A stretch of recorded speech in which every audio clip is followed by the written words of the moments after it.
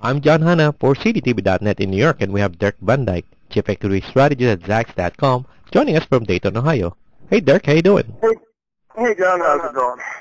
Just kind of bracing in for the winter advisory weather effect here in New York City. But I hear we got a monster storm coming up in the Midwest, right? Yeah, well, I mean, it's certainly a mess here. We got hit with ice, not snow.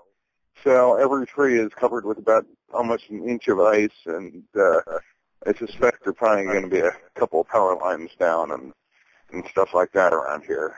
I certainly don't want to go out on the roads, that's for sure today. Yeah, be careful of the black ice. Oh, it's not just black ice, it's a skating rink on the roads. Oh man, that's even more dangerous. All right, so be careful out there to anybody who's listening. So Dirk, what do you have for us today? Well, on Friday we got the fourth quarter GDP report. Normally that's one of the biggest numbers around, but I think everybody's attention was focused on the Nile, not on the numbers on Friday, and all the developments out of Egypt.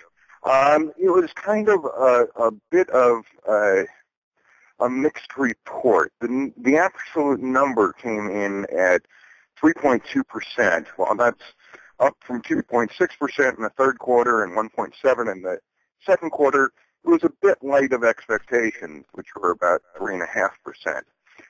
That being said, the quality of growth in this report was fantastic.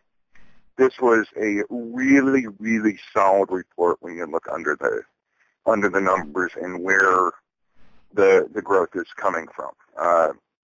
The consumer, and the way I like to look at it is not just the percentage growth in each segment, but the contributions to the overall growth. Because if you just look at the percentage growth, there's some sectors that are really tiny parts of the economy, but can be really volatile, and then other sectors that are sort of big and stable and don't change that much. So if you look at the contributions to that overall 3.2% growth is, I think, the best way of looking at it. And the consumer added 3.04 points of that 3.2% growth. So the consumer is definitely back.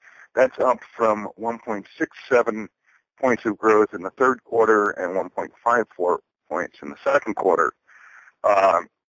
And a lot of it was from consumers buying more goods. They spending on goods, particularly durable goods, was very strong.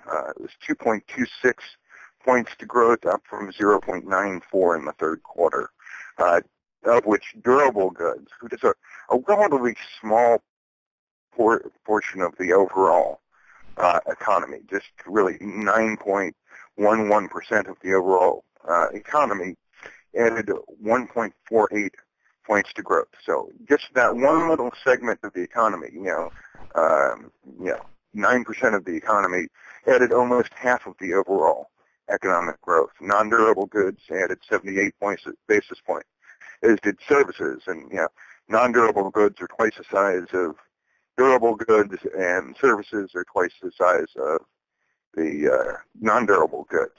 But services tend to be quite stable, and non-durable goods are more stable than durable goods. The part that was this time around was a big drag on growth was the change in inventories. We added a lot less stuff to the store shelves in the fourth quarter.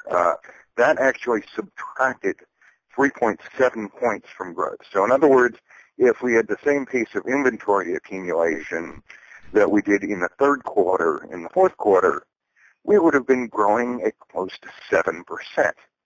I mean, that is a astounding number. Now, and a marked contrast to the third quarter, when adding to inventories actually added 1.6 points to growth out of the 2.6 total. Right? And in the second quarter, almost half the growth came from adding to inventories. Now, inventory growth is the lowest quality growth that you're going to have, right? If you just growing because you're stocking the store shelves and nobody's buying the stuff, right? That's not very sustainable, right? It is an increase in production, which is what GDP is measuring, but eventually you end up with massive inventory overhangs, and everybody's got to cut back. So the fact that we had strong positive growth in the wake of people just pulling down inventories off the shelves is an enormously positive. Now, to some extent, it sort of offsets the other big driver of growth in the fourth quarter was net exports. And in fact, we imported a lot less than we had in the third quarter. And we also exported more. So the importing less added 2.4 points to the overall growth rate. Now, essentially what was happening in the third quarter is we're importing a lot of the stuff, and the imports were ending up on the store shelves. So there's a little bit of a push me, pull you between what you see on the import side and on the inventory side. There's sort of a bit of a seesaw going on there. But in terms of the overall health of the economy, I'd much rather see fewer imports and fewer inventories being added than vice versa in terms of how we get to the growth. The change in inventories, it's a really, really big number, and it's highly significant. The change in exports added a full point in growth, right? So we're exporting more, we're importing less, and that really helps drive the economy. Now we've got plenty of room for further improvement in the trade deficit, and it's I think absolutely imperative that we do that. I mean, I'll say it over and over again. The trade deficit is a bigger economic problem, particularly in the short to medium term, than the budget deficit by a very large margin. And this is extremely good news that we're making progress on it. We're still running a huge trade deficit, but it's coming down, and that just it coming down is fueling some very significant economic growth, and that's pretty high quality growth. Now, about half the trade deficit is our addiction to oil prices, and oil prices have been heading up. So I'm not sure if that sort of contribution can be sustained in the first quarter from imports, but I'm sure it was a pretty number to look at. And the other thing to point out is that the government, right? You got to remember in the GDP accounting, government spending is only sort of the direct spending for government salaries and for buying, fighter aircraft and stuff like that. It does not include the big part of government, which is the transfer payments, Social Security, Medicare, et cetera. But so there is the definition of the federal of the government there is actually much smaller than what you tend to think of overall. But it was kind of a non-factor in growth. The federal government actually subtracted 1 basis point from the overall growth rate. A little bit of more spending on non-defense, a little bit less on defense, net, no real change. State and local governments were a little bit of a drag on overall growth, subtracting 10 basis points, but not really a huge factor one way or another. I mean, there's kind of a rounding error in the overall growth rate of the economy.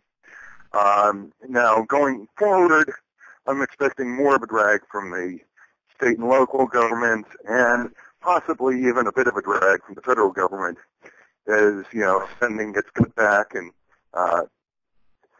we try and bring down the budget deficit.